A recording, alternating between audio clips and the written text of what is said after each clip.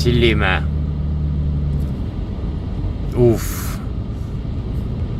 Mersuga Västeroosa vahel. Marek siin ja oleme linnas eksinud. Ei ole ka eksinud, aga lihtsalt chillime. GTA-d ei tee.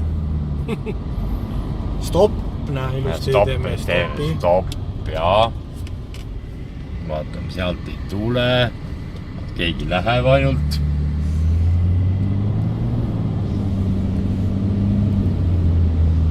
Siin on mingi hieroglüüfidega Hiinalinna restoran. Kuule, sinna võiks ju minna ju. Võiks ju, jah. Kas mul on... Siin on paremaga reegel. Ei ole, siin oli... Oli või? Jaa, anna teed. Siia täitsa võib minna, aga me sõidame ju aeglasemalt sellesse Chinasse. Võib-olla. Siin on palju rahvast, tähendab, siis on hea. Siin on Šveitser sisseviskaja. Suupai on. Ja veel miskit, näe, siin niuke. Otse vist ei saa. Näe, vaata, nüüd sa saaksid selle ette parkida, kui sa teistpidi oleks.